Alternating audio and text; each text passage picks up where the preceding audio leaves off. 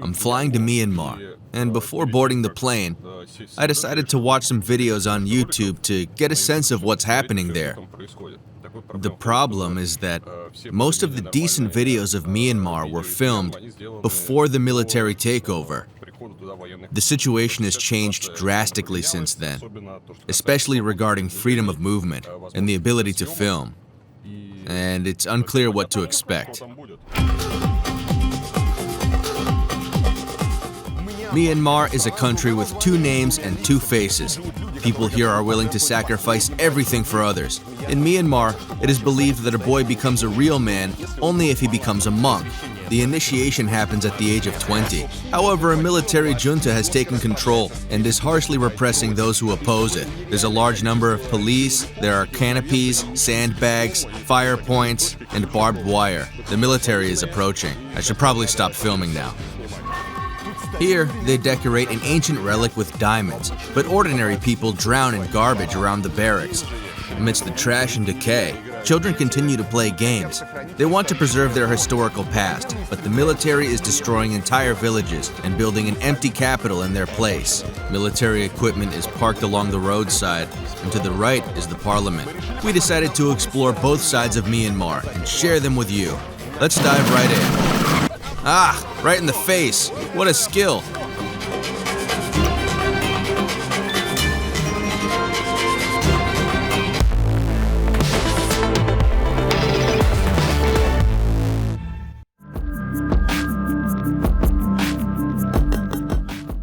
When I was planning my trip to Myanmar, I knew that the trip promised to be risky. A military junta took over the country, putting soldiers everywhere, watching every movement of tourists, and especially journalists. They don't want them to film too much. And there are things to film here.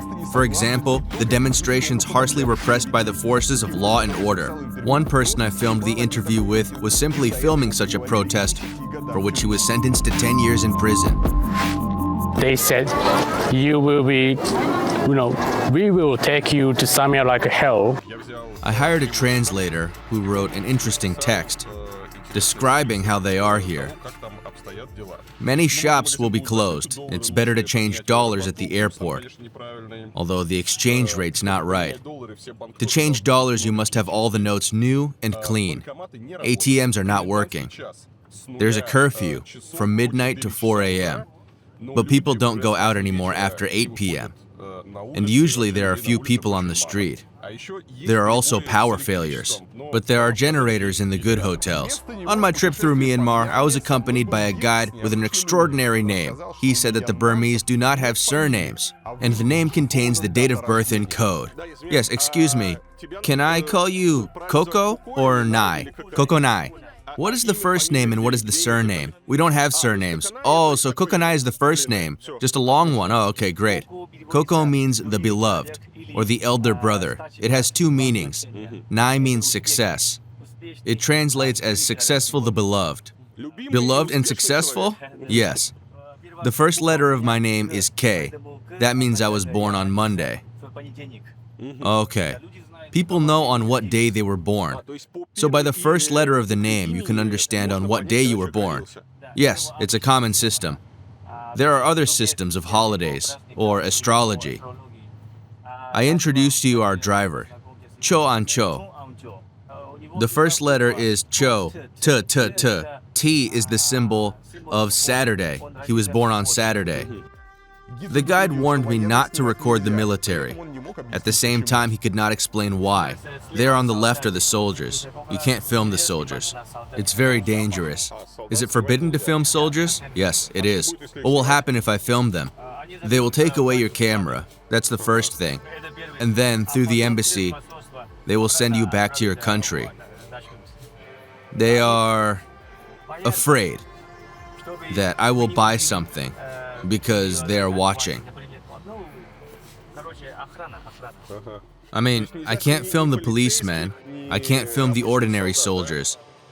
They're also working, watching the country, and they don't like that. Where are they? Who are they protecting you from? I don't know.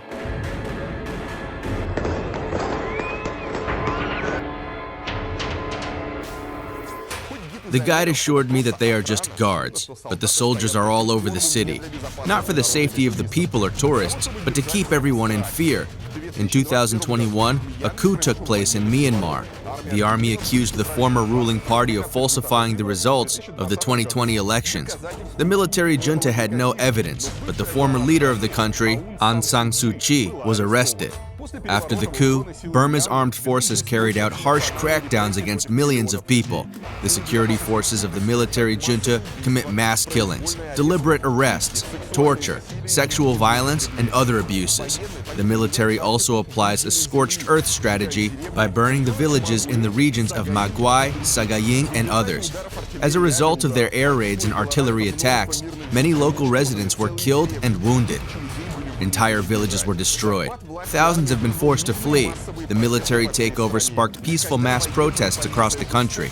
When the military and police harshly cracked down on the demonstrations in cities and towns, armed resistance emerged.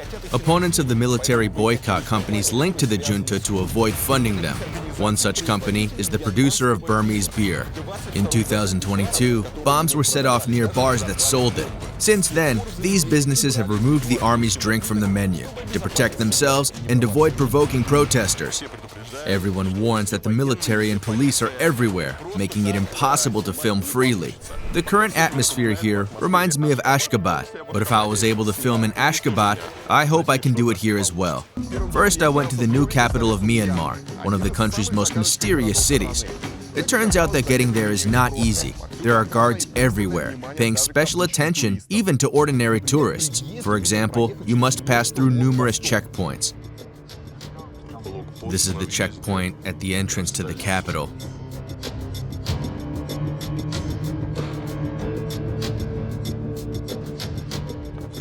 Is this another checkpoint? Yes, there's barbed wire. Here on an empty road, there's a checkpoint.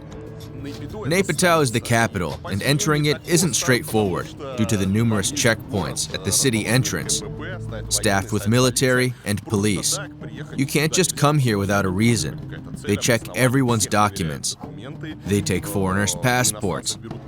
They record all passport data. Entering the capital is a real adventure. It's the most guarded city in Myanmar. And this is what the road to the city looks like. One checkpoint after another, with almost no cars.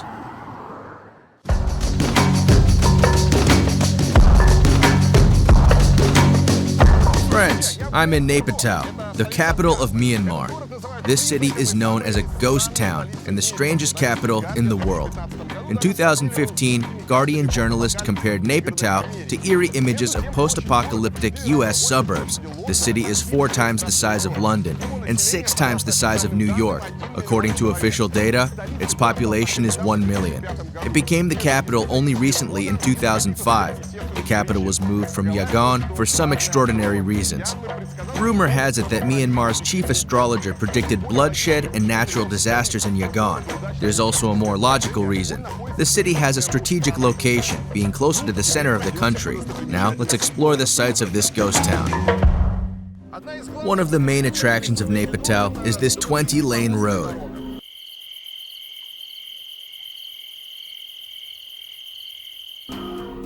It's in front of the Parliament building and is closed off. No one drives on it, but military parades are held here. It's essentially a highway for military parades. There is also a common belief that such wide roads, they say they're designed so that a plane can theoretically land on them. Indeed, it looks like a runway. It's very wide, with no wires or obstacles. So just in case if you need to bring a plane here, you can use the private airport located in front of the Parliament.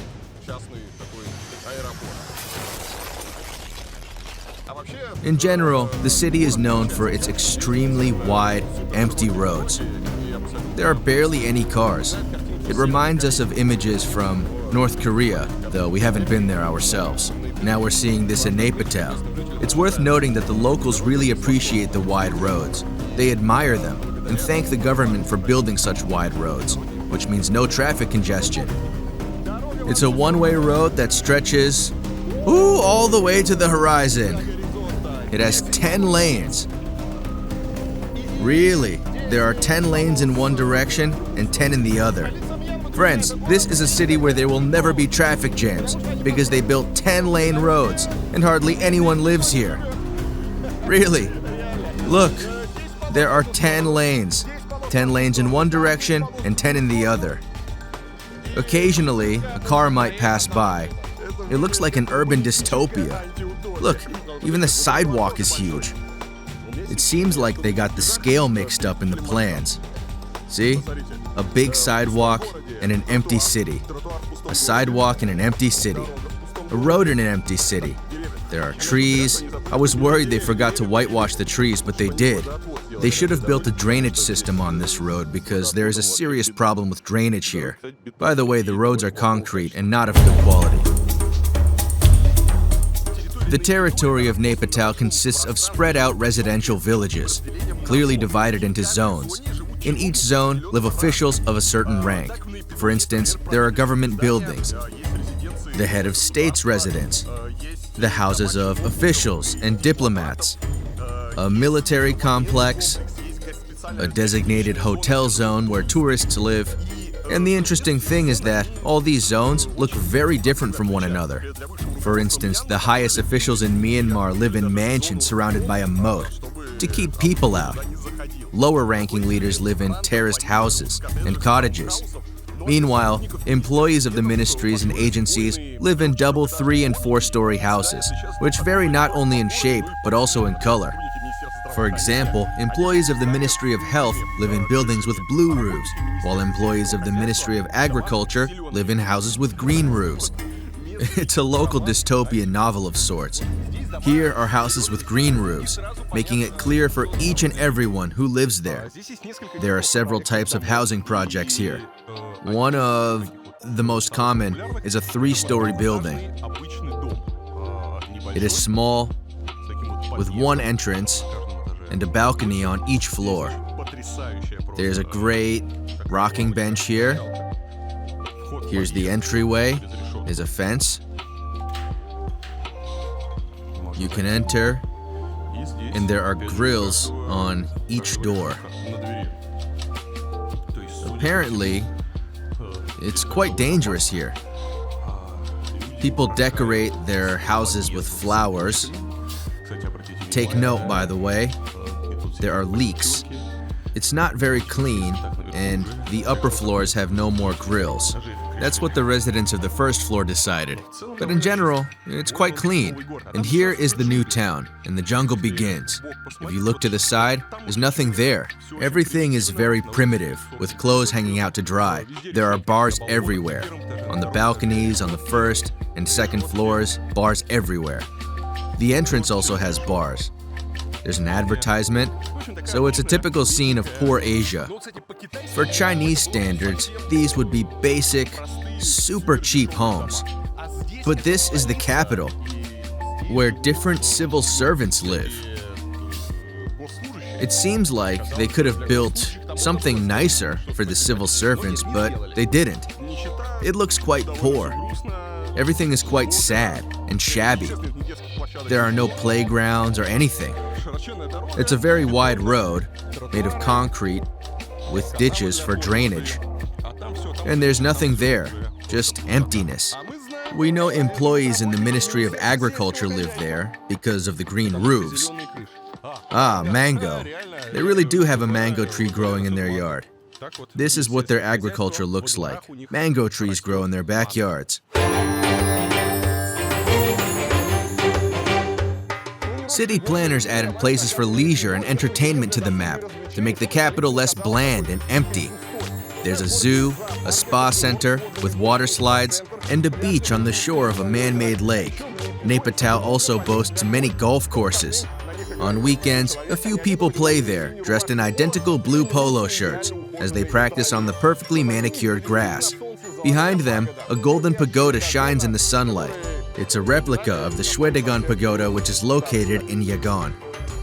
The old capital, people play golf here, And interestingly, someone follows each golfer around holding an umbrella. There are more servants here than players. The golf club setup is quite fascinating. The green-suited girls, who are advisors, walk alongside with umbrellas and carry the clubs. They're practically personal assistants. Every golfer has someone holding an umbrella. There's a golf club for the respected individuals, and another area, Yagong Restaurant, for the less respected individuals.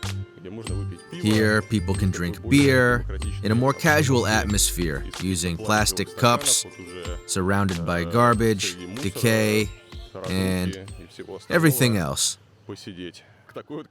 It's a glimpse of class division. Since I'm already at the golf club, let me explain how it all works. If you look at the map of the capital of Myanmar, you'll see a vast number of golf courses. There are golf courses wherever you look, seemingly endless golf clubs. Initially, I was surprised and thought, is this the administrative capital or the golf capital of the world? But the reason behind this is that negotiations are conducted during golf games. It seems someone told them the deals, political negotiations, and intrigue must be discussed while playing golf.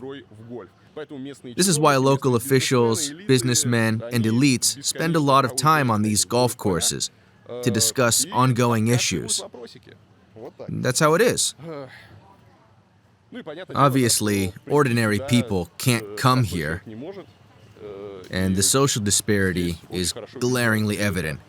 There are servants bringing golf clubs to some individuals. Someone of importance must have arrived, and now they're going to cater to them. To entertain the people, they mistreat elephants right in front of the pagoda. White elephants are kept in the heat, in cramped enclosures, without proper water or care. Finally, there's some life around the pagoda. Previously, as you can imagine, there was no life at all. Here, some beggar boys collect bottles. How much do they earn for the bottles? 70 kyats per bottle. Okay, I got it. Here you find stalls with local street food. Let's see what local street food looks like. The offerings include guts, all of which are pork, intestines, snouts, liver, and other offal. These are skewed for roasting, served with soup, and people dip them in spicy sauce and eat them. It's remarkable to see any life in the capital, as the city is completely dead. Looking at the map, we see that fields, forests, and hills separate at a great distance various ministries, administrative buildings, and offices.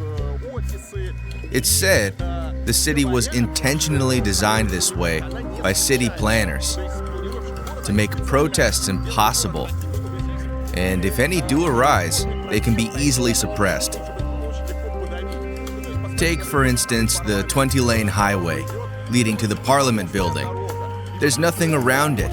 The distances are so vast that even if protesters were to enter near the city and gather somewhere, it would be easy to block them, surround them, shoot them, imprison them, tie them up, and neutralize them in some way. This is hardly a city, as there is no dense urban traffic. The buildings stand far apart, a huge distance from each other. Another surprising aspect is the overwhelming presence of guards, military, and police at every turn. There are cameras and checkpoints everywhere, where they check your documents. I've been here for just an hour, and my documents have been checked at least 5 times. They stop you everywhere, check your documents. You can't film anything, you can't point your camera anywhere. People are very concerned, although I think there's no need to worry given how closed off the city is. You can't even get into it. By the way, there's an interesting legend that a vast underground railway network runs beneath the city. I highly doubt it though, because digging tunnels over such distances would require a system comparable to London, or New York subway systems, or even bigger. There are tens of kilometers to cover. And where would the tunnels lead?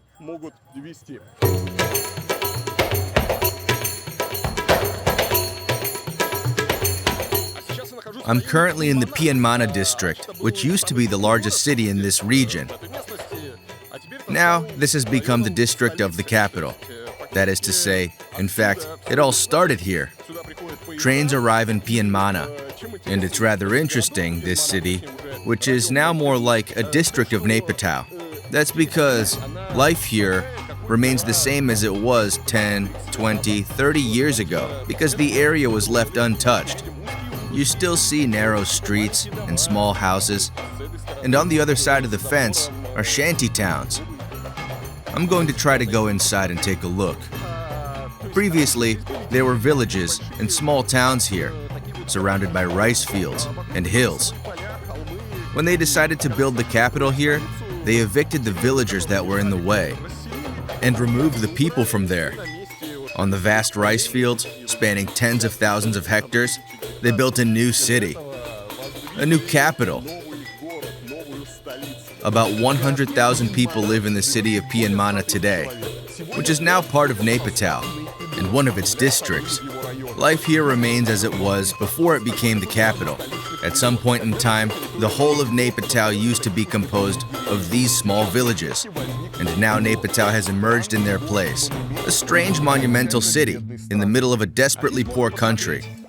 Here you can see remnants of the old life, a typical provincial scene of poverty in Myanmar. This is what it looks like. It looks very much like rural Myanmar. Here there may be some factories. This might be someone's home. Someone sleeps here. A sewing machine. They work and sleep here. Look, here are the shops. Everyone is very friendly, despite the poverty. Here they... No, thank you. They sell cigarettes and simple medicines, some powders, and each house is similar. They have a shop in the front and live right there. Although this district is part of Naypyidaw, officials, businessmen, and visitors to the golf courses don't come here. Here is a completely unnoticed life. And in the capital of Myanmar, this social disparity, this is a completely impoverished population that is barely surviving, alongside the local elites who cling to power. They build the new capitals, roads, and these crazy projects that might remind you of something, because in some countries, we see these kinds of excesses occasionally. 5 kilometers away from this dreadful poverty are 20-lane roads, endless monuments, concrete lilies, palaces, extravagant parliaments, and plenty of military personnel guarding everything. By the way, these vast distances where you find ministries, palaces, and wide roads are necessary to keep the riffraff out. Without a personal car, you can't move around Naypyidaw's administrative area. There's no adequate public transport. Employees are brought in on buses, but you can't simply walk anywhere. Hello, here's our guest, and he wants to know about our country. What do you do? What is your job? Is this your home? Do you work somewhere? Yes, nearby. Where exactly? I have my own small coffee shop. I used to work in Yangon, then I had to move here. So you have your own business? Who are your customers? Mostly people from the train station. Do you only live in your neighborhood? Do you go downtown to all those wide streets in Naypyidaw? My children go there to pray, but I don't. Pray? Yeah. How much do you earn per month? Do you make food, and how much do you earn? It varies. Before, when there were customers in the restaurant, I earned 200,000, 300,000 kyats, but now it's hard to earn money. Do you have many customers? Why are there so many soldiers in the city? They celebrated New Year's here. There were lots of people in the city. Yes, a lot. The authorities were afraid something might happen. They sent the military to help, so they must have feared attacks. Why are there so many checkpoints in the city? After the festivities, there are many drunk people on the streets and troublemakers that need to be removed. How long have you lived here? I'm 79 years old. I've lived here for the last 10 years. Right, in this spot? Yeah, right here. How long have you lived here? I've lived here for 10 years. And where did you live before? Near here, close to the school. Then I had to leave there, and we all settled here. I worked as a cook there, and now work near the train station. He'd like to know what was here before the city was built. There were forests, mountains, fields, hills, and rocks. They tore it all down and built the capital here. She said they tore it all down and built the capital here. Many people here are from Yangon. Do you like what they built? Yeah, it's fine. Has your life changed in any way?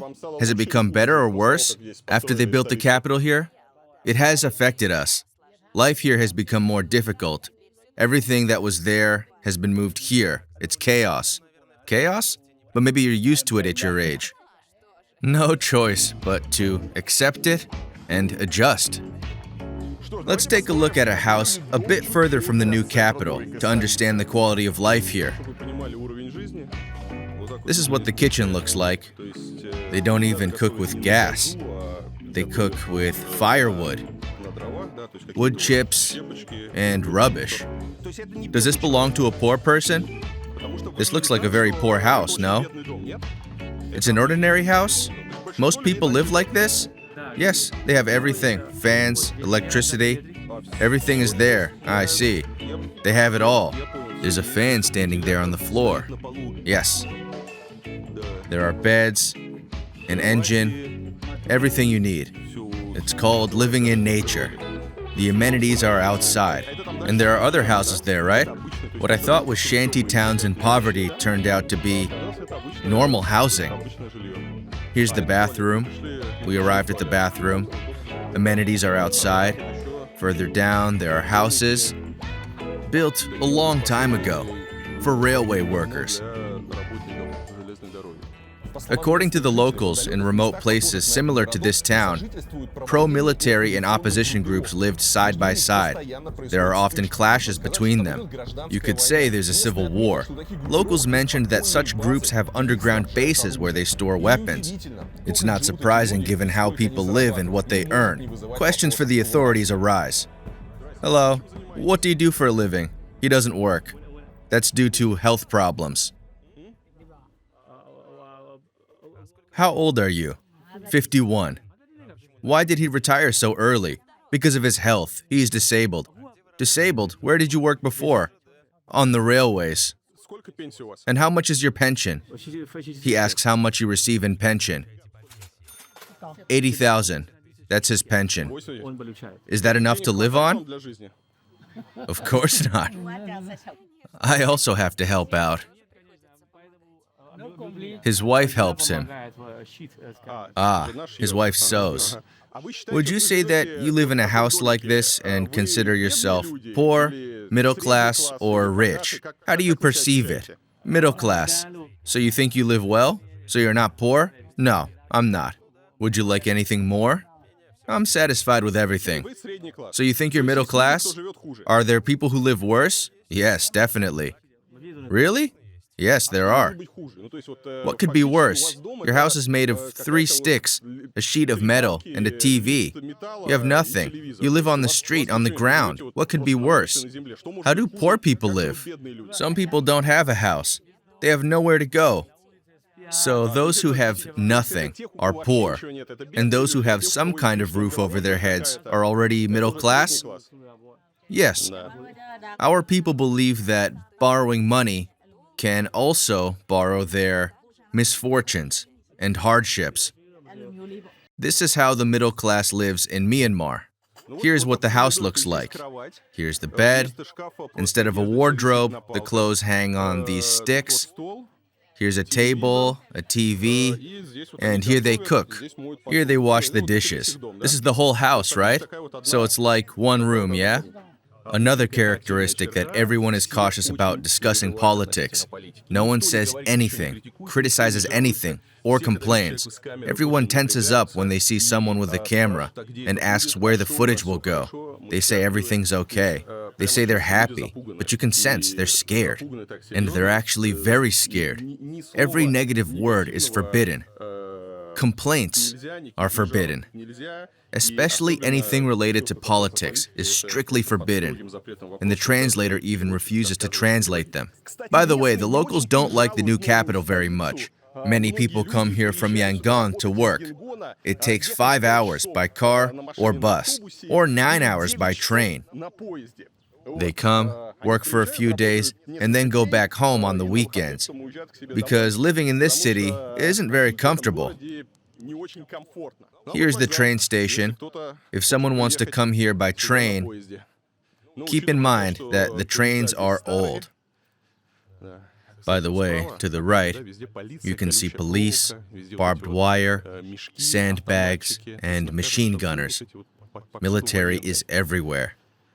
They're already watching what I'm filming here. Luckily, my camera is small, so they don't realize I'm taking video. You can travel from Yangon to Naypyidaw through fields and hills. The roads are usually empty, but the locals say there have been many traffic accidents here, even calling it the Highway of Death. The road to the new capital was likely built in a rush, neglecting safety measures. You can see how the main highway of the country, from Yangon to Mandalay, is built with concrete slabs, and little else. First of all, note that they forgot to add lighting. There are no lights or reflectors. Just the road, a hard shoulder, and nothing else. I can't understand how drivers navigate the road at night. Seeing the width of the road, there's no drainage here. They didn't construct proper drainage. So, when it rains, water simply runs off into the ground. There aren't any designed ditches or gutters. They haven't done much to differentiate levels. There are no barriers, too.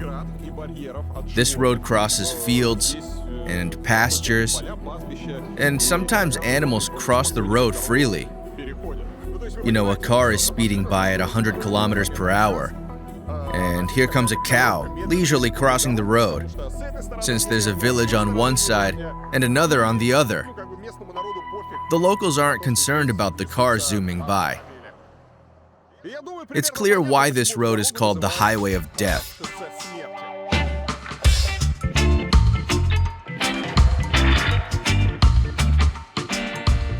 One of the reasons for the high mortality rate is the way people drive around here.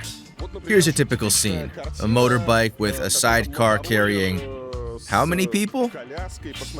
There are children, 1, 2, 3, 4, 5, 6, 7, 8, 9.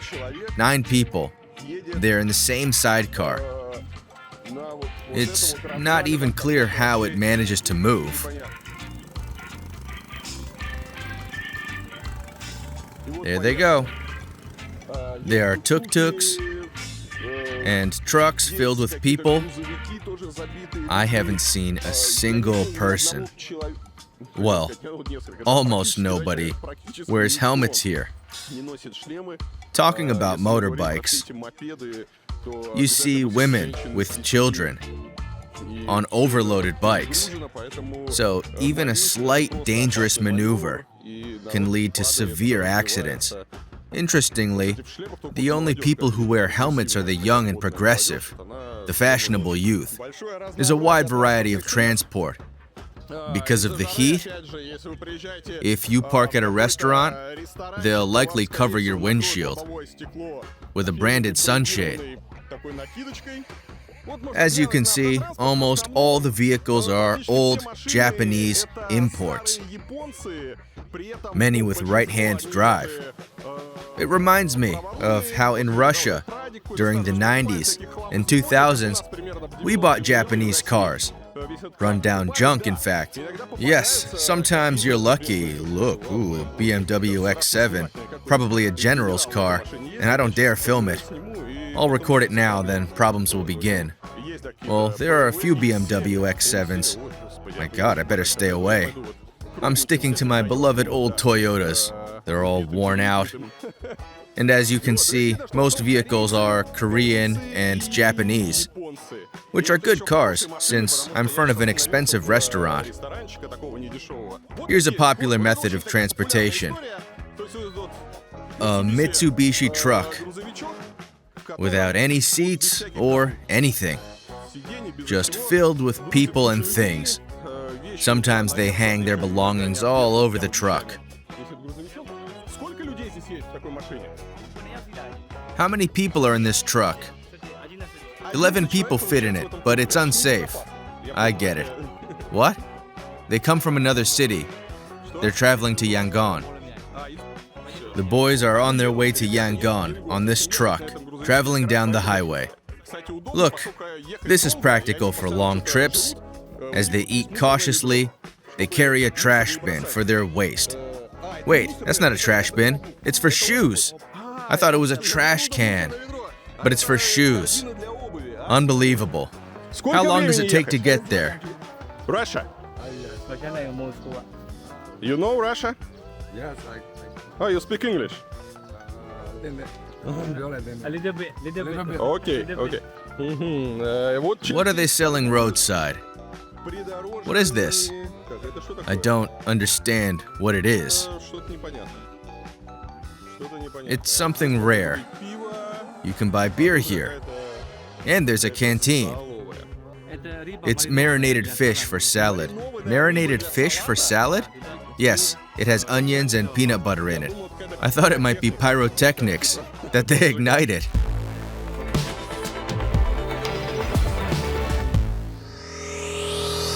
Myanmar has a long and complex history. The first civilization settled in the country over 500 years BC, but Myanmar emerged as a fully fledged state only in the 18th century. Myanmar is rich in ethnic diversity.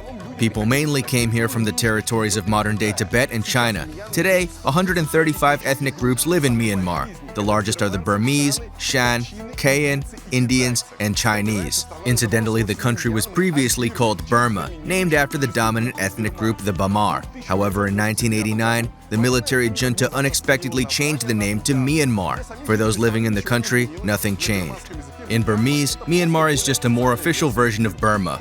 By the way, the junta is still ruling Myanmar now. The military took power in 1962. In 2011, the junta was dissolved, and power shifted to a civilian government. 4 years later, the opposition won elections. There were even attempts to build a full democracy. Riding the wave, the opposition also won the 2020 elections. But the military couldn't withstand it and staged a coup. Power shifted back to the junta. The military was supposed to step down in February and hold elections, but after 2 years of taking power, the junta extended the state of emergency in the country and postponed their departure until August. As a result, many places in Myanmar are off limits today. Few places allow free filming, and it's best not to stand out from an average tourist, because journalists are not well liked here. It's not just journalists, they're weary of anyone who wants to film. As in the capital, I had to film covertly in some parts of Yangon. Here, the park situation is unclear because everything is blocked off. There's barbed wire everywhere. The problem is that there are police officers all around, and you can't film them. So it's unclear what you can film if they're everywhere. And why are there so many police officers here? They're providing security. They monitor the park. Sometimes there are drunk people, for example, who disturb others. They keep an eye on these people. You can't enter the park? Yes, it's forbidden. There are armed police along the park. You can only walk along the road. It looks like a policeman is having a date with a girl. He's trying to find out something from her. They allowed us to walk on the sidewalk, so we're walking like ordinary people, using the sidewalk. Everyone else walks on the road. There are fortifications, barbed wire, and everything is closed off. There is security, police, and military everywhere. Filming them is supposed to be prohibited. However, with so many of them around, it seems like you can't film anything. You can see police officers stationed along the fence. They are all armed. Each one carries a firearm. It's a strange feeling walking through the center because it's a public holiday, yet There are huge numbers of military personnel and police officers. They're literally everywhere. Given the warnings about filming the police, it's best to be cautious. At best, they might just make me delete the footage, but if I'm unlucky, it could also lead to getting caught up in the police stations for a long time. It's difficult to film, and I'm genuinely nervous about lifting the camera, as they have lookout points on rooftops. There are officers at every corner and along fences. There's an incredible number of armed law officers, creating a tense atmosphere. I accidentally set up my camera in front of a police or military station with canopies, sandbags, and gun points lined with barbed wire. Here's what the main train station looks like. Where do the trains go from here? You can take a train to Mandalay and other cities. So you can go to Mandalay by train. Yes, you can. How long does it take? How many hours? Yes, how many hours? A minimum of 10 hours. So most people travel by car? Yes, it's easier and faster to travel by car. This is called the Central Station, the railway station of Yangon. It was a beautiful building that was started in 1897 and completed in 1911. During World War II, there were issues with the station, and in 1943, the Japanese heavily damaged the building. So instead of renovating, they decided to build a new one. The most skilled architect, Mr. Ultin, created a beautiful style and lovely architecture. They completed the new building in 1954, around June. So this is what the railway station looks like. A luxurious building, but it's partially abandoned. Filming isn't easy here too. When I asked the guard at the entrance if I could film, he said, "Maybe you should ask the station manager for permission." I found the station manager, asked the station manager, and he said something like, "Personally, I'm not against it. The building is actually beautiful, but you better talk to the general who guards the building and get his permission." I went to the general. I wasn't sure if it's the right person, as he came out in a skirt and t-shirt and seemed to have just woken up. He said I could film, but warned me not to capture any military posts, as there were many soldiers around the station and lots of security measures, fortifications, and so on. He said it's important not to film military, but he doesn't really care if I film architecture. The building has two sections. One sector and another sector on either side with symmetry. In the middle, there are two green guard posts. These are the military that I can't film. While it might be impossible to secretly film some sites, recording protesters is strictly forbidden. It can lead to a 10-year prison sentence. This happened to director and filmmaker Toru Kubota, whom I met in Japan. I'm a documentary filmmaker. I started filmmaking like 9 years ago when I was in college. That was the point where I met some refugees from Myanmar living in Japan. So that's the point I started filmmaking.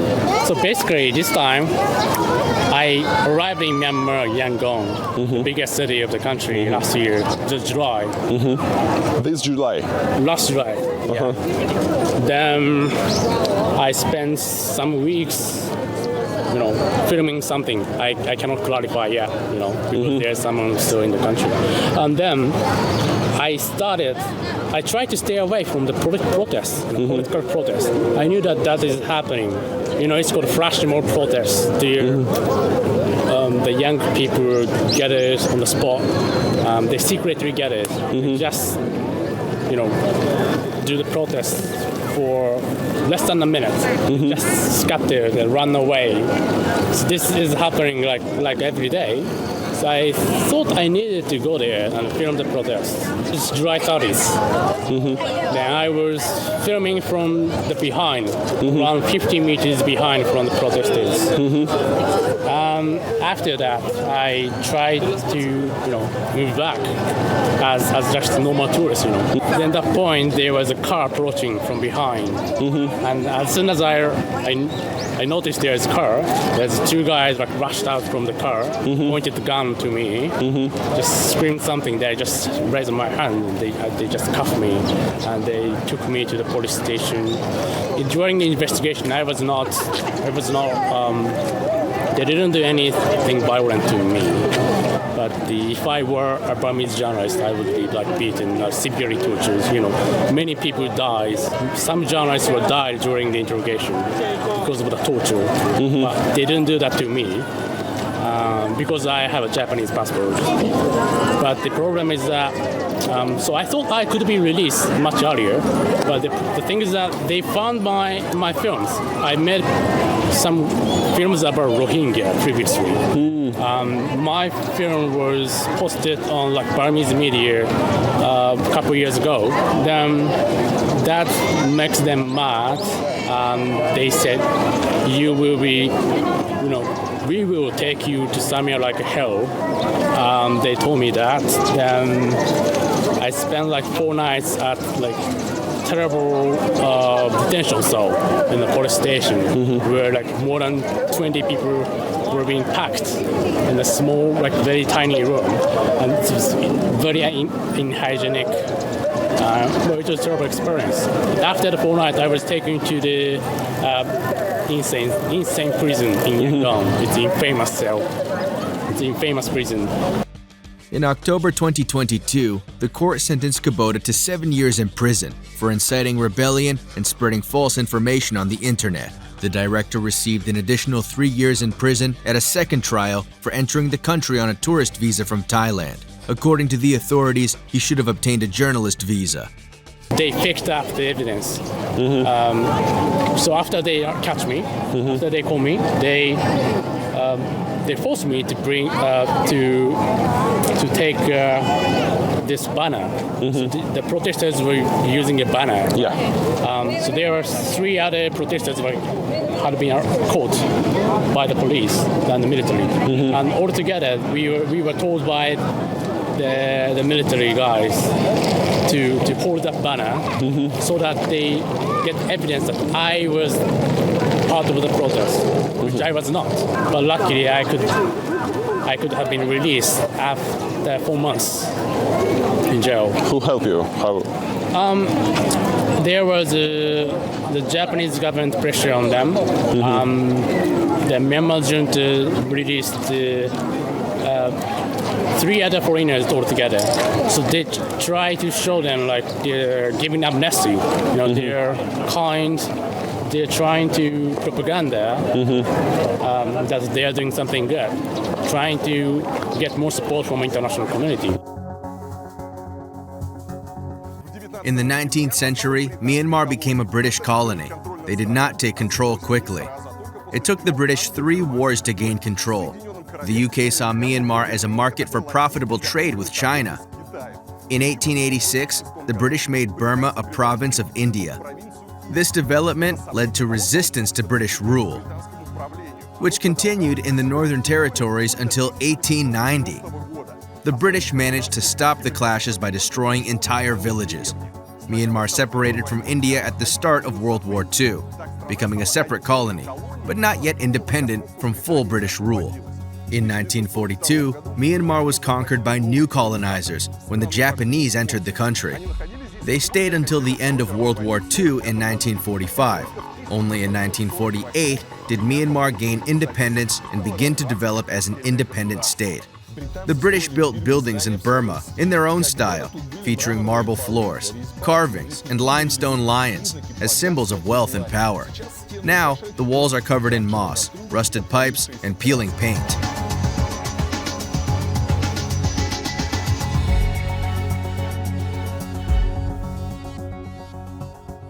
We are now in the colonial center of Yangon, which looks amazing due to the beautiful buildings built by the British. Much of the colonial architecture is now abandoned. Here's another building. You can see its entrance. There's this cover. It used to be a grand house, but now it's overgrown with bushes and trees. What used to be here? A bank, a colonial building. It was 100 years ago. But they abandoned it, right? They tried to develop it by themselves and with the help of some organizations.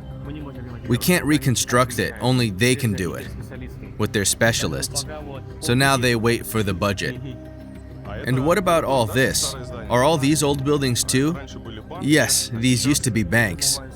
But now some people live there. And there are guards. Refurbishment is yet to begin. Here, you can see the condition of the historical buildings in the center. In some areas, they look well maintained, but in others, they are in ruins, where trees and bushes are growing through, and everything is full of wires and cables. It's all very sad.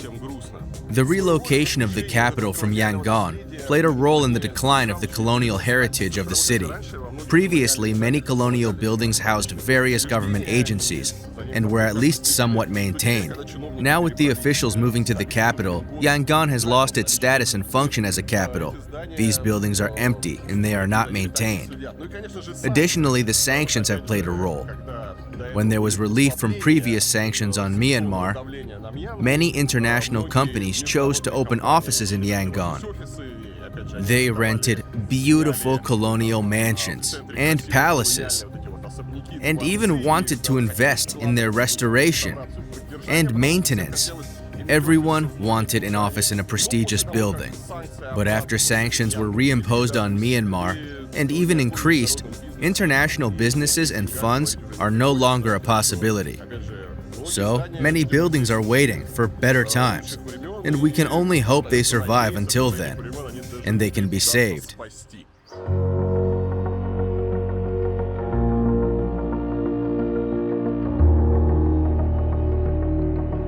In the center of Yangon stands a luxurious building, the Sofar Building. It was built in 1908. Isaac Sofar, one of the brothers who ended up in this beautiful country as children and did quite well in the late 19th century. They were successful in trade of alcohol and delicacies. They also decided to build a real palace in the center of the city. They spared no expense. When it opened in 1906, the building was one of the most prestigious and fashionable commercial buildings. Many companies dreamed of having offices there. Banks and other trading companies opened offices there. The building had an electric elevator, which was a novelty at the time. It was very rare. Everything was luxurious and interesting. But now, the former grandeur is reflected in the ruins. Right. Military vehicles are approaching. It's probably best to stop filming now. The military vehicles have passed, so filming can continue. People who live there don't want to reveal their living conditions. People are hesitant to talk on camera. And when asked for comments or interviews, they say, no, no, no. We don't want to have any problems. They often repeat, "You understand the situation in the country." This phrase is most often used when they refuse you to film in Myanmar. Now let's walk through the building. It houses very poor Burmese who can't afford decent housing. Several people live in half-ruined rooms. Rubbish and bottles are scattered on the floor, while laundry hangs in the narrow corridors. Inside you can find remnants of an old staircase. Original tiles still line the floors throughout the building. This is the beginning of the corridors. Welcome to what was once the most luxurious building in Yangon. There is an elevator shaft. This was home to the first elevator in Yangon. All that remains is a shaft, overloaded with rubbish. Look at this. That's all that remains of the city's first electric lift. There are some shopping spots. It's not too clear what they are. Some spaces are being rented out. And this is where the people live, in these once luxurious corridors. It's someone's home here. Unfortunately, I couldn't talk to any of them.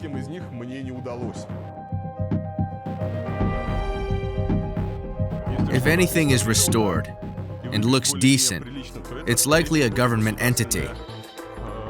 There is the Ministry of Water Transport, and this is the Agricultural Bank. The building looks good. There's a small street cafe. Here's a parking lot, and here's another cafe. Walking around here with a tripod, I constantly feel like I might be stopped by the police, because journalists here are treated with understandable suspicion. I need to avoid attention and stick to the back alleys. Here's another narrow alleyway with some sort of trade going on. These alleys are a real escape for someone with equipment, as there are no patrols or soldiers here. And hopefully, no one will take notice of me. It's amazing how some houses are modern while others are colonial with rich decor. They're all packed tightly together. This center of Yangon is very dense. Take a look at the tangled mess of wires, a common sight in Asia. Here's an old cinema. I'm not sure if it's operational. What happened to the cinema? Why is it closed? It's closed because of the holiday. So it does work normally. Yes, it does. It looks abandoned, doesn't it? No. It actually works? Amazing. They show interesting films. I was wrong. It's not an abandoned cinema. It still works. It's just closed today because of the holiday. But it does look derelict. Some old buildings are still well maintained. For example, the Strand Hotel, which opened in 1901, was one of the most luxurious in the British Empire during the colonial period. During World War II, Japanese troops occupied it for a while. Now, the hotel is a popular choice for tourists. The hotel, called the Strand, is the oldest in Yangon. It was opened in 1901. It was the most expensive, most luxurious, and best hotel at the time. It didn't have a pool initially, but one was built 2 years ago. However, due to COVID-19, the hotel was temporarily closed. So now it's still shut. Renovations are ongoing, so they can't open it just yet. It's one of the most well-known brands globally. It's a 5-star hotel. Similar like Raffles Hotel from Singapore is very popular. It's just as famous. During World War II, in 1947, the state government took it over and opened their offices. Later, they regained independence and reopened the hotel. That's the Australian Embassy, the yellow building next door. It's also part of the hotel. When the hotel reopened, they added new buildings for accommodations. And they were also constructing a hall for weddings. Oh, so like an event hall. They also opened souvenir shops and the most famous gallery in the hotel. The post office building built by the British is also well preserved. The post office is nice, but closed.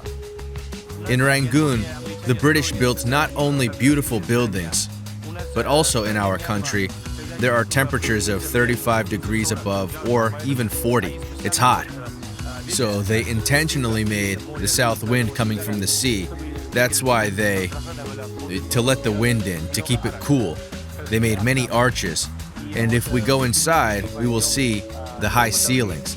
That's because of the heat too. They built it on purpose. They let in fresh air. They were made that way on purpose. The houses are very beautiful. They are red. It's a symbol of love. You can see them from afar.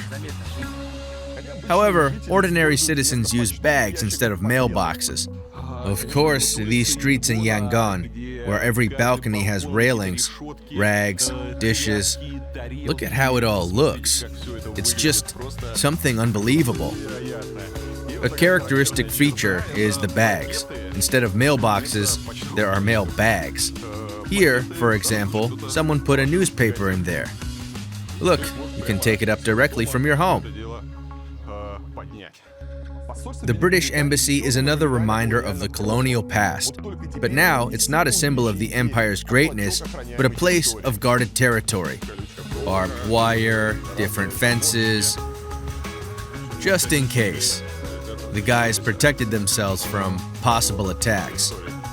But in reality, virtually all the buildings, not only embassies, but also government entities in Yangon are all protected by a large number of barbed wire fences. And you can see here on the left, there is a fire point full of bags in case the military has to protect it. I don't quite understand how often the military and police shoot the attackers, but the number of observation points and all the rest of it in this city, of course, is huge, demonstrating an uneasy atmosphere in Myanmar now. Children were sitting in a broken-down escalator in the passageway.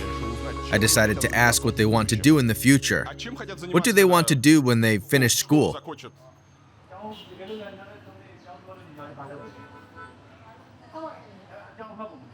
It depends on their qualifications.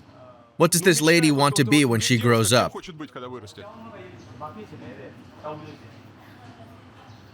She hasn't thought about it yet. All right. Do they want to live in Myanmar, or is she going to work in another country?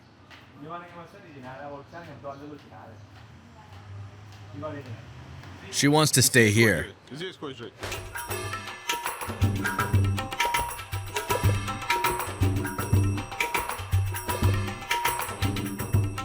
We have finally arrived at the city's main attraction. The Shwedagon Pagoda is often called the Golden Heart of Myanmar. The name not only has a metaphorical, but also a literal meaning. It's almost completely covered with solid gold. What's more, on top of the pagoda is a fine peak full of diamonds and other precious stones. The Shwedagon Pagoda is 2,600 years old. It's the oldest pagoda in Myanmar. People come and pray here. It's different people, different tribes, and different nationalities. We have many states and regions in Myanmar, and people from different cities from all over the country come to devote themselves to prayer, rest, and art. All the people are from here.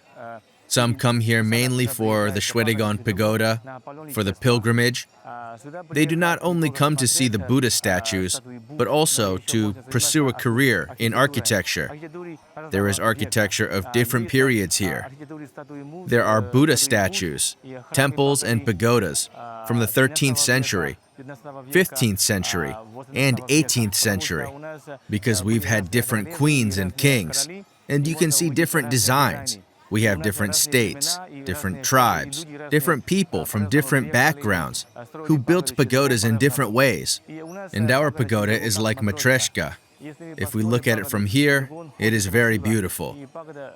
And the complex is called a pagoda. And we also have the word stupa. This assumes the shape of a triangle. They usually contain relics of Buddha. Here at Shwedagon Pagoda, there is Buddha's hair. I compare it with Matryoshka because there are other stupas made of iron or brick, built with many layers. There are different pagodas. Here, above the Shwedagon Pagoda, is a large diamond. It is 76 carats. It's right at the top there, where we received it from India. And we get the tar from eastern Myanmar.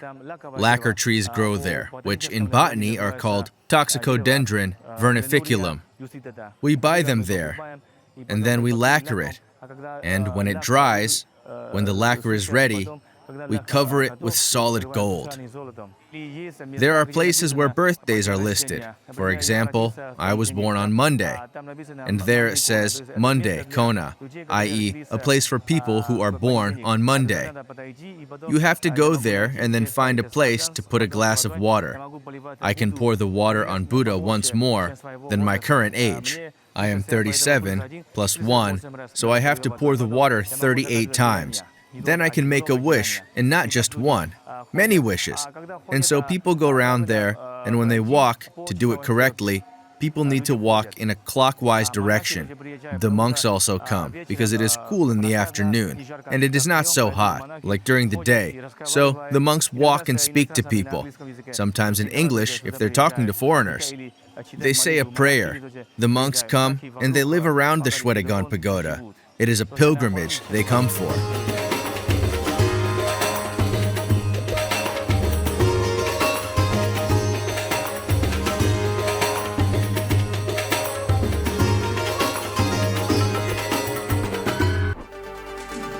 Myanmar's calendar is extraordinary.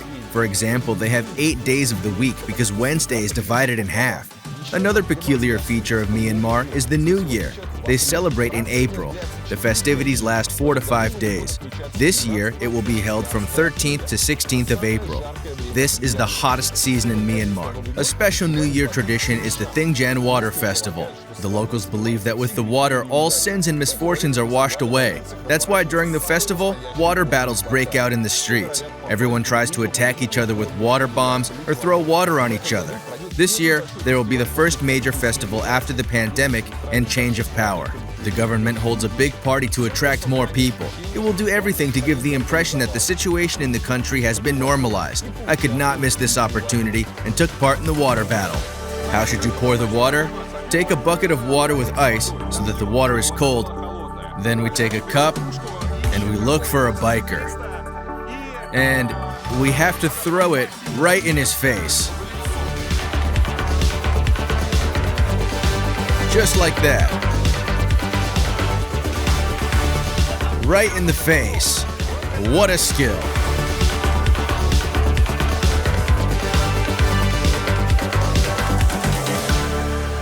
No.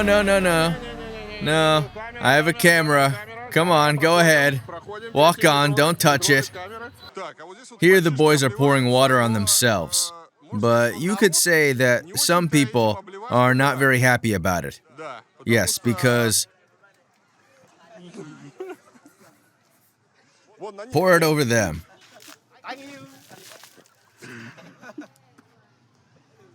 Yes. You silly sausage. The water is dirty. How do I tell him to pour clean water? It's because of the ice. They sold ice cream there, and then, from the color, it looks like his whole family had bathed there. Can water be poured on monks? No, you can't. You can't? Monks, pregnant women, the elderly, and the disabled are all excluded from this fun. And I'm not? Yes, tourists aren't. The Burmese have a national custom. They love to chew betel leaves, in which they wrap tobacco, lime, and other ingredients. Locals do not consider this custom harmful, but in reality, all ingredients are carcinogenic and cause cancer. But what's most striking is that the betel turns their mouths red. Yes, everyone chews it up and then spits out red. That's what these leaves are. It's a medicine. It helps with coughs. You can swallow them. Tastes like ginger. It's like nicotine, like cigarettes. Yes, there's tobacco there. Honey, pineapple, rice moonshine. Rice moonshine? Yes. Yes, it is like beer. Yes, he says it tastes like beer. Of course, I have not eaten the leaves. Instead, I went to a restaurant. To pay at these local restaurants, make sure to exchange dollars for kyats. You can exchange money at the airport exit with some lady. Oh wow, look how money is all prepared in piles. A few words on currency exchange. The black market thrives here. As you can understand, it's not that simple with dollars. Everyone wants new banknotes, not crumpled ones. Right at the airport, you're attacked by the money exchangers. Before you leave the airport, they are more or less legal, and the exchange rate is not very good. 2,200 to the dollar. But if they leave the airport, you're approached by different beautiful women with huge bags. The bags are full of money, and the exchange rate is then 2,700. Do you want a more official exchange rate? I'm in the hotel, and it's 2,095. In other words, the best thing to do is exchange money with the illegal guys at the airport exit. However, if you decide to pay in dollars, please note that they only accept notes in perfect condition, clean and wrinkle-free. You're checking every note, aren't you? In case it has a tiny wrinkle, they will no longer accept it. They will have a different exchange rate. So they'll still accept it, but with another exchange rate. Yes, a much lower one. And they may not accept it. Even if I fold it in half, they'll no longer accept it? No. Myanmar is the country of the newest dollars. The guide showed me how to spot banknotes that will not be accepted anywhere, because there's a stamp on this banknote. Let's see. And here? Someone left a small mark on this one. Here's the most interesting one. There's simply a small dot here. Here as well. What's wrong? It's a bit crumpled. And here someone turned a corner. And that is why this money is not accepted in Myanmar. I don't know of any other country like this, where they look at the dollar so closely.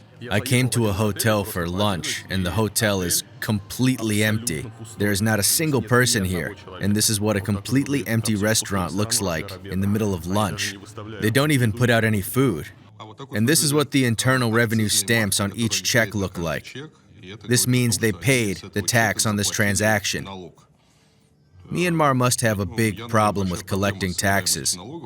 So they bring the bill over with these stamps, and any visitor at once sees if they have paid taxes for this transaction, and if not, you can complain.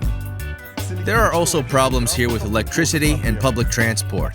A peculiar feature of Yangon streets are giant electricity generators, as they turn off the electricity all the time here so that the air conditioning continues to work, especially in commercial spaces. They have these transformers near the buildings, so it seems each place has their own generator. Here's the generator. Near each shop, there is a large generator.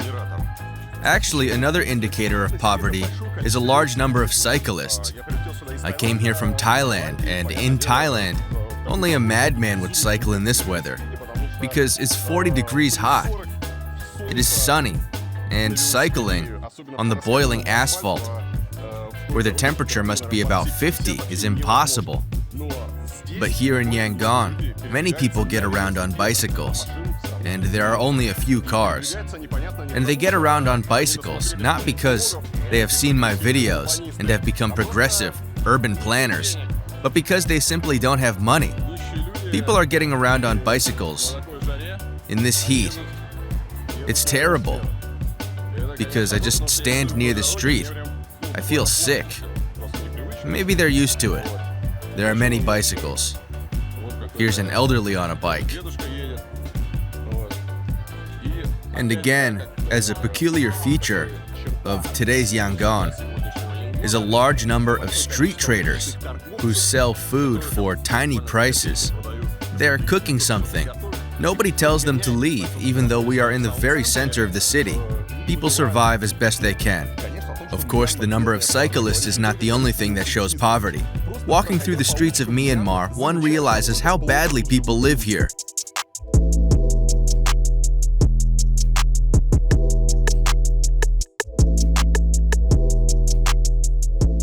According to the World Bank, around 40% of Myanmar's population will be below the poverty line by 2022. The junta began foreign exchange transactions, causing chaos in the export and import markets. In fact, people do not live but survive here.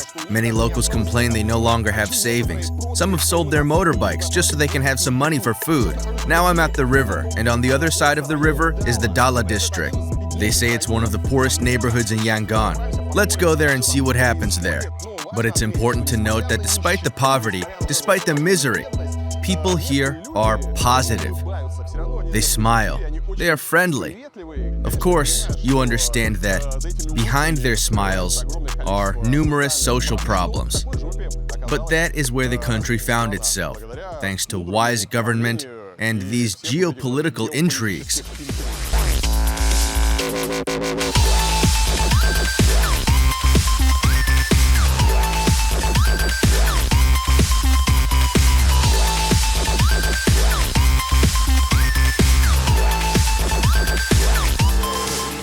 I've arrived in the city of Dala. The population of the town is 300,000. About 40,000 go to school.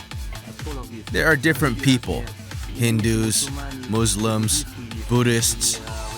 They all speak Burmese language. We came to see the fisherman's village.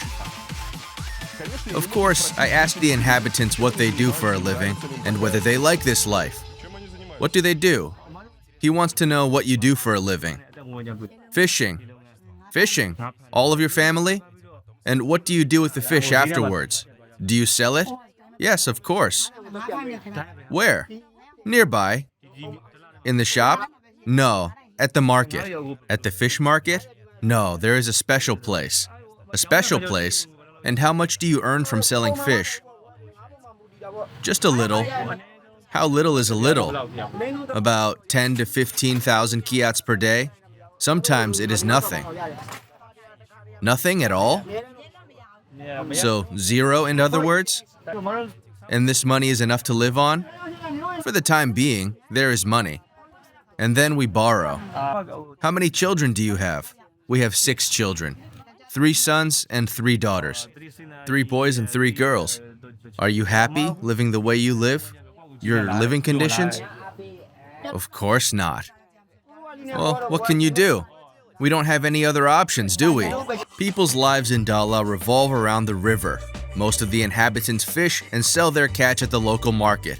Some build boats. Children even go to school on boats. How much money do they need to be happy? I don't even know. If it is for our needs, I have a family, my wife, my daughter, and myself. I think if it was to meet all needs, it would be about 700,000 kyats per month, because there are 2 other people at home besides me. That's for all your needs. This is the minimum. Well, if you work it out for yourselves, you need money for everything.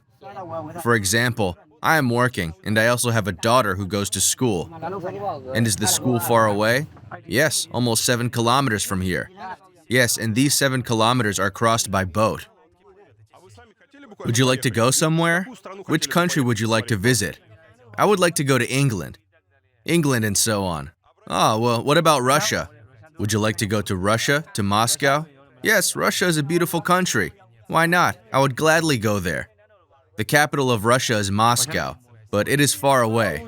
I have not been to Thailand yet. Where do you get your news from? As you can see, there are no great opportunities here, but we find out everything on the phone. You won't believe it, but you get the feeling that you're not in this world. Everything happens around you, and you hear about it from friends and acquaintances. What do you think about what is happening in the country? What can I say? Technically speaking, everything has remained the same.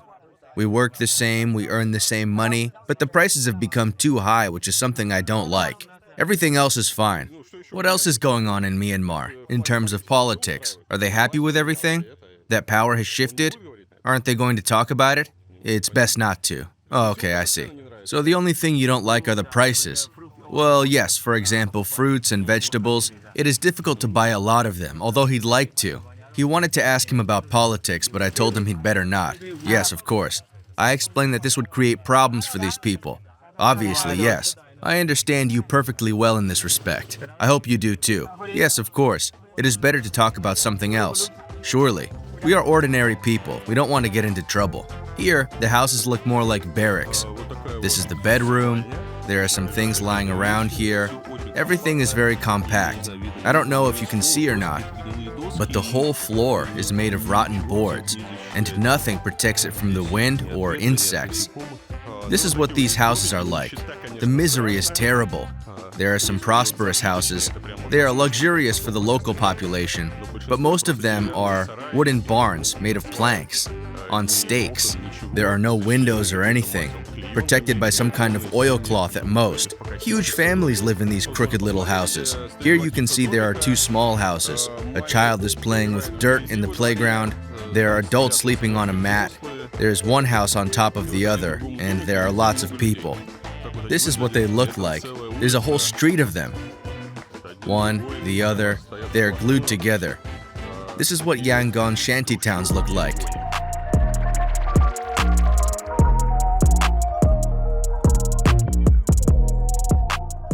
There are more prosperous districts in Dala. Not only fishermen, but also businessmen live here according to the locals. Here you can see what the houses look like. Most of them are barns. Yes, in this case, people live here. But it looks like chicken barns, made of old wooden planks. There is terrible misery. People mostly do trading of some sort here. You can meet everyone you know here. So there are different people here? Yeah, correct. For example, there are unloaders, bricklayers, businessmen, salesmen, well, everyone. You sell coconuts? Do you sell coconuts? Yes, I sell coconuts.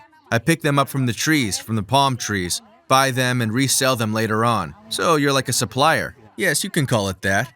Do you sell in bulk? Do you have customers? Yes, they buy them from us and resell them. Oh, so there are many resellers. Yeah. Do you earn a lot from coconuts? Well, I don't know. Approximately how much? Frankly, I don't work alone. My son-in-law, my daughter's husband helps me. He is the one who does everything here, I can say that. He's the one looking after it all. And I only sell them. And then I report back to him. How many people live here? There are 4 of us. We all live together. Is it comfortable to live like this? Yeah, it's comfortable. We have all the amenities here. 4 people. Can I come in to see your house? Can we come in? Yes, come in. They actually have a room, a small basement, a kitchen, an accumulator, which they get electricity with, and that's it. That is to say, at night, they put mattresses on this oilcloth and go to sleep. Here you can see the houses, because all people live more or less the same. Here's a bamboo house. It only has 1 room, with mattresses on the floor, people asleep near the dishes. There is 1 small room. There are 7 children. They're all there. Some things don't fit here. Again, look, it's house number 121. In other words, they're not some random huts, but it's a street. There are houses here. People take care of their houses in different ways. Some have a cleaner house. That is, here is house number 123. It is clean and aesthetic. Here is a welcoming cover. And someone simply has dirt and filth.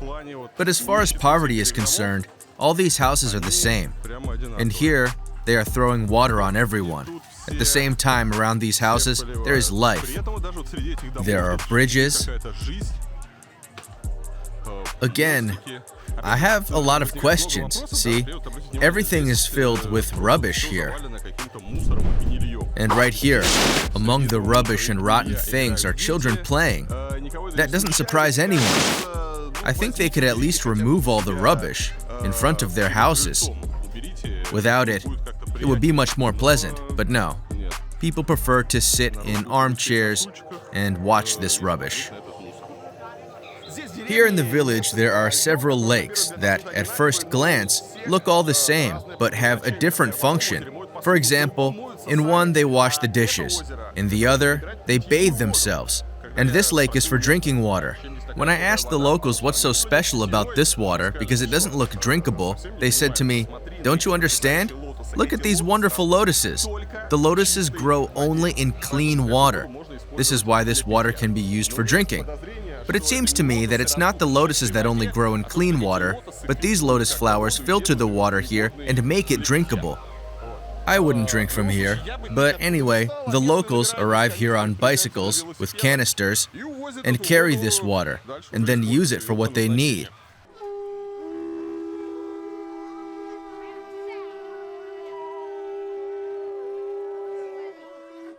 There are lots of monks in Myanmar. They are well respected, and everyone tries to help them if they can. Even if the family is as poor as Dala's families, donating something for the monk is a tradition. This is the ceremony of feeding the monks. There is a procession from these people, from the village near the road, and they give them what they can. Give some juice, others give them rice. Well, it is quite interesting. Here come the monks. Here is a man with a sack of rice and other gifts in this basket. They collect gifts given by people. And here are women on the side of the road. And they give them washing powder of some sort. And here's coffee. Normally during the water festival, people do good deeds. Some help their parents, others feed the monks, other people pour water over them. They do kind deeds.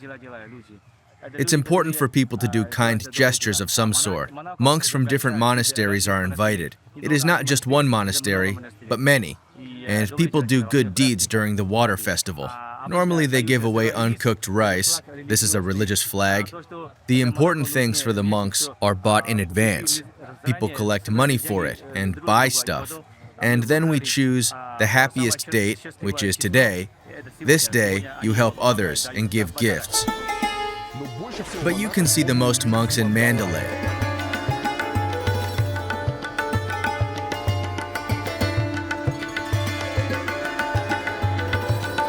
There are many monasteries in Mandalay, and I came to observe their life. The rituals of Myanmar monks are interesting in themselves. One is called feeding. According to Buddhist principles, monks are allowed to eat only twice a day. Breakfast is shortly after sunrise and lunch before sunset. Then they can only drink water until it is dark. Every morning the monks walk around the monastery. They collect the gifts in a basket, and then they distribute them among the other members of the community. Collecting dowries is not perceived as a humiliation, and even the poorest Burmese consider it an honor to share a meal with a monk. The interesting thing is that the agape is celebrated in silence. People hardly communicate at all. You can't talk to the monks so as not to distract them. The agape is very fast. It lasts about 10 to 15 minutes. And if someone hasn't finished eating, they can take it back to their room in their cauldron and finish it there. Here behind the fence are some teenagers. They must be hoping that they'll have something left over from the monks' table. But the monks do not listen to them. And here, the child received something. It is someone's dessert. It's amazing. The children who are wearing white clothes have just come to the monastery. That's why they're dressed in white. Normally, children communicate, shout, play. But here, they are eating in silence, and they are leaving quickly. And here a monk is sharing rice with a girl who came here. It's quite interesting, because people, even poor people, donate money to the monks, who are collecting the money. The monks prepare food for themselves, have breakfast and lunch, but at the same time, mainly poor teenagers from nearby villages come here, from poor families, and ask for leftover food from the monks. Some even share their food with them. In Myanmar, it is believed that a boy will only become a real man if he becomes a monk. Children are sent to monasteries at the age of 5 to 15. The day on which a child enters the monastery is considered a great celebration. If the child stays in the monastery, he takes a vow of poverty and lives on the charity of other people. I decided to ask the monk, who, by the way, spoke good English, on the monastery's routine. How many people here? There are 1,285 people in the monastery. And these boys, how old are they? They start a beginner at 8 years old, 8 or 9 years old. 8, 9 years? Yes, They and can... until for 16, 15 years old, 16, they will become a novice. When they get 15 or 60 years old, they will become a novice. Between 9 years old and 50 or 60 years old, before then, not pre-novice and novice. From at 20 years old, a monk. We have the ordained at 20 years old. And what about girls? There is no girls, only boys? Only boy, no girl. No girl, only boy. But there's a boy monastery. Okay, If you want to see girl, you go to Nanarina monastery. so there's a special monastery Yeah. for the girls?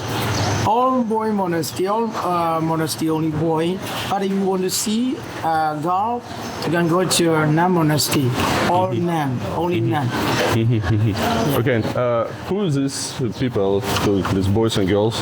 They're waiting for some. Yeah, they came here to ask for our food. We were people living a quarter around the monasteries. They came here about 10 o'clock. They wait for to ask food. All the monks have finished lunch. They come here. They are giving away our remaining food every day. So, and this was the lunch. So it's This the is last time you can eat today. So It's the last meal a day. We have just a 2 meal a day every day. Just and the first meal at what time? I think a quarter 6 o'clock, 5:30, a quarter 6 o'clock, and we only have a breakfast at a quarter 6 o'clock in the morning. This is our last meal a day. We have a 2 meal a day. Every monastery has just only 2 meals. Have you ever tried alcohol? No, Never. Never. You never tried. So you don't know what it is. we can't try it. But you can eat meat. But we can choose. So we never eat beef in the monasteries. But sometimes fish, sometimes pork curry, sometimes fish, pork, mutton. But only beef. Only beef. We can't. Oh, you We do. Okay, yeah. never The only restriction is with the beef. Okay. And what about? different dish every day, not the same. Okay. And what about cigarettes? Can you smoke? No, No. smoking, no smoking. We can't. We're not allowed to smoke in the monastery. By the rules, according to Buddha rule, can't. It's only in this monastery you can smoke, or all monasteries? Every Buddhist monk cannot smoke. No smoking, no alcohol. No alcohol. Absolutely not. We're not allowed to consume anything forbidden. Firstly, it poisons not only the body, but also the mind. It makes us stray from our goal, from what we've been following all our lives. It's not good. And then there's the smell. Well, those are basically the main reasons.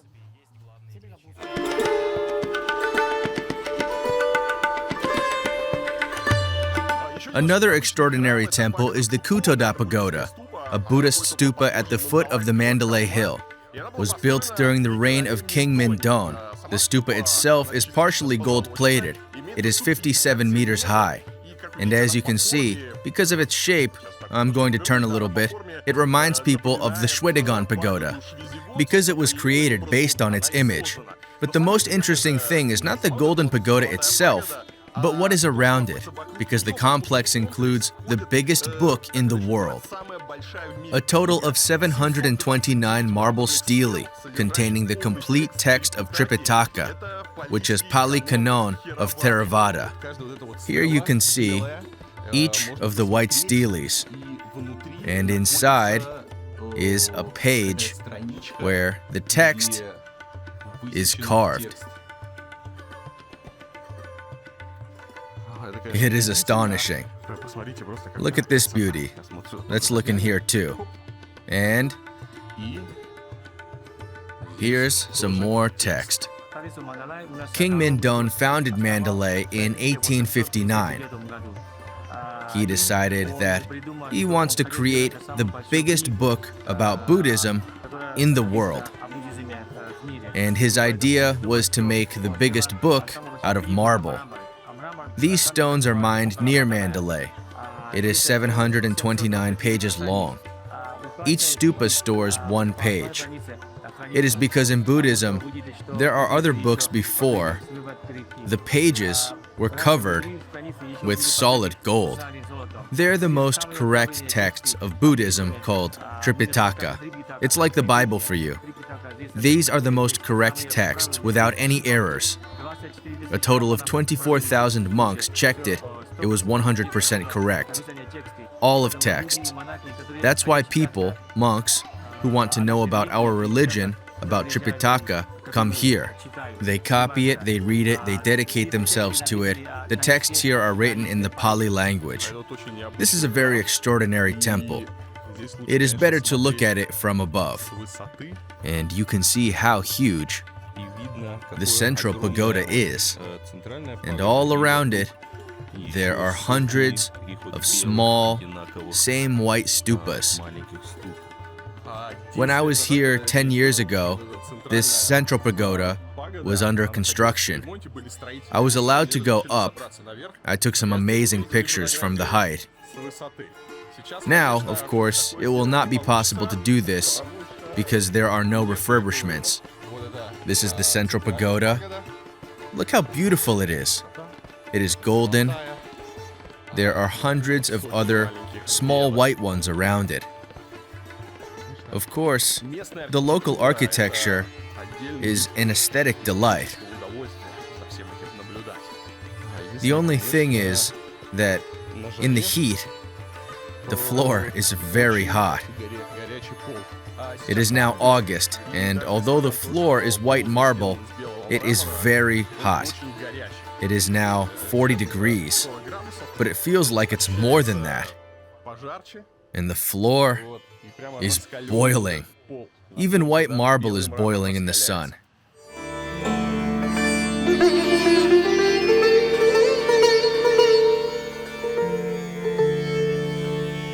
This is the Mahamuni Temple, and there is an interesting tradition here. Men can come up and stick a small piece of solid gold on the Buddha statue and make a wish. Women, on the other hand, are not allowed in.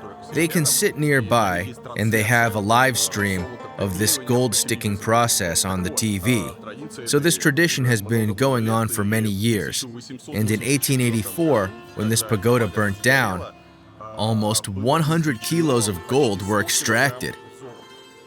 But that was more than 100 years ago. How much gold is there now? How much gold those hundreds, thousands of people have stuck on, that all come here? The time is not clear. But the Buddha looks quite plump. They say that a layer of gold reaches 15 centimeters, but no one knows exactly. Gold isn't evenly distributed. It is usually glued at the bottom. That's why his hand and feet are very close together. Interestingly, when they stick on a lot of gold, looks like seaweed, shells, and it doesn't make it thicker in a uniform manner, but it has an interesting shape. It appears to be covered with plants. They sell gold here. How much does it cost? 5 pieces cost 5,000 kyats. For 5,000, I will get 5 leaves of gold. Okay, is that all? Yep. I see there's not that much gold in there, but okay. Gold is all licensed and legal. It's real.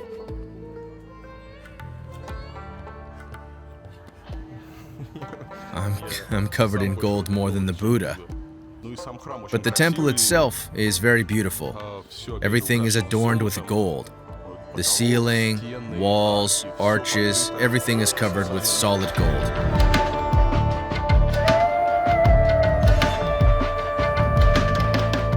Behind me is one of the most beautiful monasteries in Myanmar, the Shwenando Monastery. It is unique in that it is built of wood. The building is carved. There are many decorations. There are figurines, different spirits, dancers, and so on. It used to be covered with gold and decorated with a glass mosaic, and now neither the gold nor the mosaic remains. But the wood remained, and it seems to me that the building still looks better. The decoration is very varied. It is a very fine job. Just look at this beauty. A multi-story roof, an enormous quantity of these, carved decorations, a very fine piece of work. And the monastery looks fantastic. Shwenando Shwe means gold. Nando is palace. The monastery is called the Golden Palace. The capital city of Mandalay was founded by King Mindon in 1859. His son, named Adibo, asked for his father's permission to build a beautiful monastery for the monks at the foot of the Mandalay Hill. The father gave him permission and built a beautiful monastery. He received the wood, all of the wooden parts, with the help of his father. From his father's rooms, he got wood and created beautiful wood carvings. He also covered it with solid gold. Yes, I've seen. It's still there somewhere. You can see it here. Look, this is European, not ours. It is a tradition from countries we made sculptures of wizards, good spirits, kind giants. All this is to protect against evil spirits. At one time, there was a royal palace here. The monastery is what remains of the royal palace. On the outskirts of Mandalay is the town of Amarapura. Once, it was also the capital of Myanmar.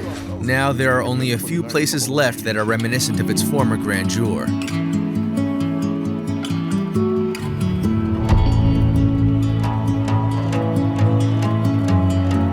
Well, friends, I now invite you to see one of Mandalay's main attractions, the bridge. The longest wooden bridge is made of teak and is 1,200 meters long. It is interesting because the teak tree used for construction and these planks were originally in a palace. And then the palace was moved and they decided to build a bridge from the remaining planks. Now local people stroll around here, enjoying the view. And it's an interesting tourist attraction. Of course, nothing was left from the old wooden planks originally used for this bridge. They change from time to time. But some of these stakes, the walls on which it is built, seem to be really old because the wood is very tired. A whole tourist industry grew up around this bridge. People jump on and ride these trolleys. There are horses, cafes, souvenirs, beggars. Everything is spectacular. What is interesting is that many sources write that this bridge was assembled without a single nail. In general, the story of any object being built without nails for any reason is very popular for some reason. It is believed to be a building of special value if it was built without nails. In reality, if they built something without nails, it was for one reason only. There were no nails. So the spikeless compounds were more complicated and often not as robust as they are now. When you have nails, it makes no sense to refrain from using them. Obviously, this bridge in Mandalay, made of wood, is actually made with nails. It has so many nails that each board has a dozen. So don't believe these stories.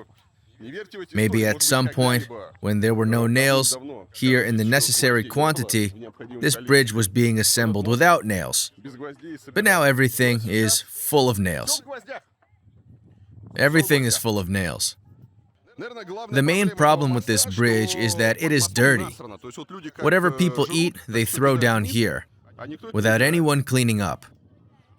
Taking into account how much they earn from this bridge, they could come by at least once in a few days to pick up the rubbish on this bridge. But everyone is more interested in trading. Let's check out the local street food. This looks like an avocado or a green mango. Here are pineapples, pears, apples. These are crabs. They're just small. I can't quite see what's in them, but they still sell them. Yes, it's a mango, green mango. Oh, wow, owls. What are they for? What do you do with them? You can buy them with money, and then make wishes, and then they release them. They help to fulfill wishes. I mean, so they torture the birds so that you buy these owls and then release them? Poor little birds. Such is the bird business. Of course, it makes you want to buy them and save them, but this will lead to even more trapping and resale of these birds. In Mandalay, there is a market where you can buy extraordinary stuff. There are exotic fruits, shampoos and sachets, banana shoots, and traditional Myanmar snacks. What do we have here? It's a barbecue. Oh, barbecue. They fry it with oil there. There are beans, meat with rice. It is a traditional souvenir called a soap tree. Soap tree. We make shampoo out of soap tree. So this is shampoo. Yes, for New Year's you get it as a present for good luck. For good luck, I get it. It's a spectacular market. By the way, watermelons are now incredibly sweet. But I don't feel like buying a watermelon that is left in the heat half the day and brings flies. It is a banana tree shoot. You can make salads with it. It's very tasty. You can make salad with peanut butter and onion. It's lovely. You can also make salad with a green papaya and banana shoots. Here's a flatbread tortilla thing with beans, salt, and rice flour. Sometimes they also add egg. It tastes very good with quail eggs. It's a sweet snack. They taste great with tea or coffee. These all have number plates. Ah, it's a bike rickshaw. It is a bicycle with a trolley. Wow, it's for 2 people. I can't believe it. They all have a license from a certain district. This rickshaw can work only in this district. The last stop on my Myanmar trip had to be the 19th century Emperor's Palace. But the military organized New Year's festivities without letting outsiders in. You could still hear music behind the palace walls. Well, the military are there, and they said that today is their holiday. Right, Kokonai? They said that the military families are allowed to attend the New Year's party today. The others can only pass by the wall with envy and listen to the music. No party for us then. So you can only look at the wall and the palace. That's not fair. Military personnel and their relatives are allowed in, but we're not. Myanmar is for the military. This place looks like Kremlin, like walking along the Kremlin wall, only it's small. And there are these towers here too.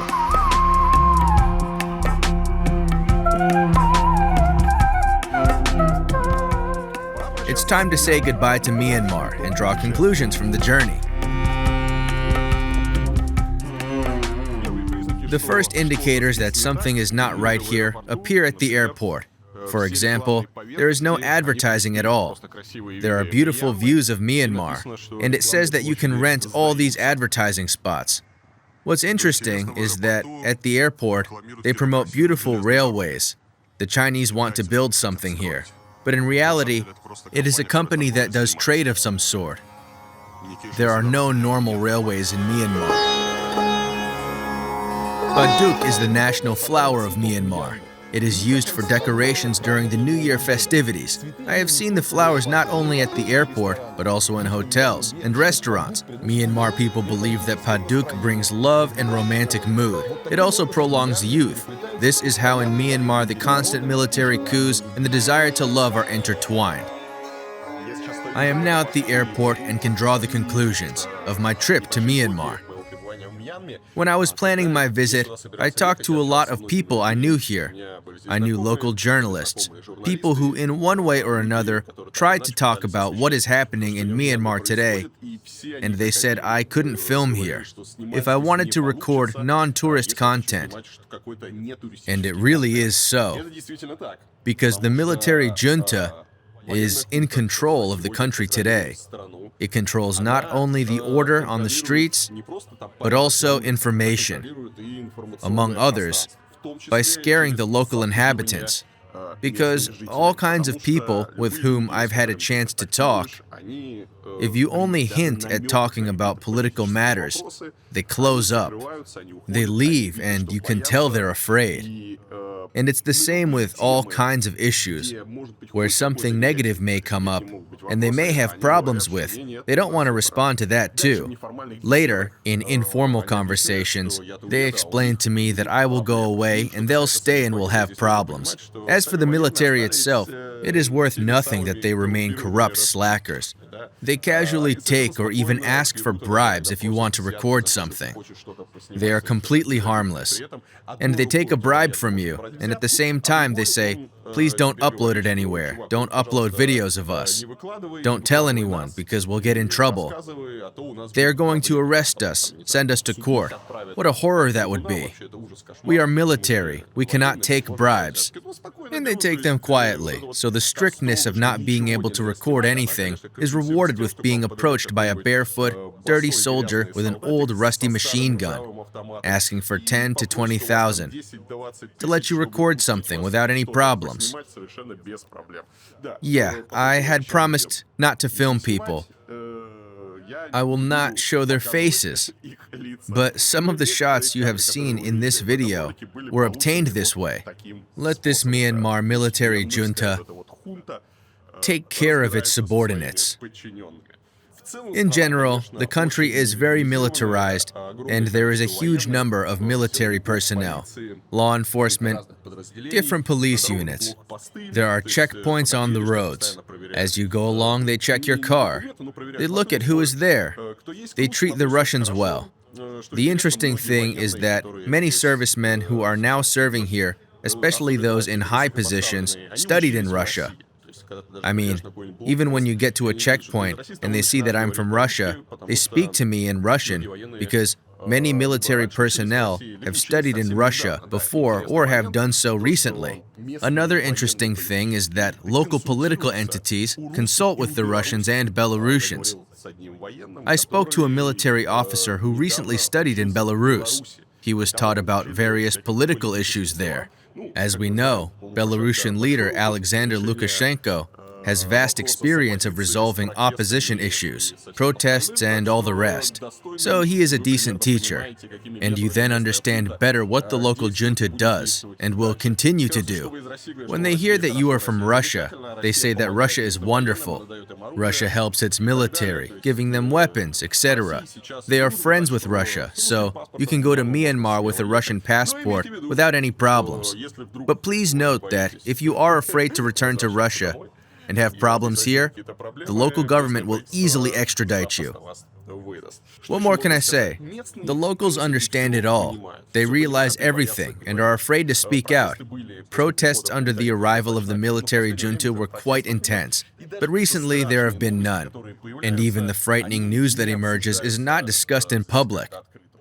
For example, just before I arrived here, on 11th April, the military junta's army in Myanmar bombed Pazigi village from the air, and according to locals, according to journalists, around 100 local villagers were killed, and more than 50 were injured. There are terrifying shots. It's not just something made up by journalists. The village was bombed, and there was a huge number of civilian casualties, mainly women and children.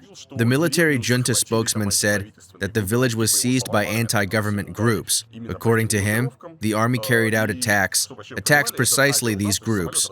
And this attack, when this village was destroyed, has become one of the deadliest attacks on civilians since the military seized power, in a coup d'etat on February 1st, 2021. And even this frightening event, imagine a plane dropping bombs on people. It is not discussed in the street at all. Everything is just fine. No one says anything, although many know. Although the internet is blocked here, Facebook is limited, Instagram and WhatsApp doesn't work, people still use the VPN to read the news and get this news from Facebook. But no one says anything out loud. This is what this country is like. Let's see what will happen next. And of course, Myanmar is a country of many contrasts. You see the luxury of palaces and terrifying misery. You see the spectacular temples, amazing history, and terrifying events taking place in socio-political life here. It is unclear what will become of the country in the future. I want to wish the people who live here peace and calm and prosperity, but unfortunately, at the moment, none of that is here, and soon there will be nothing good in Myanmar. It's time to go. Friends, thank you for watching. If you liked this video, please put thumbs up, write a comment, and don't forget to share the video on Reddit, and send your friends a link on WhatsApp. Goodbye.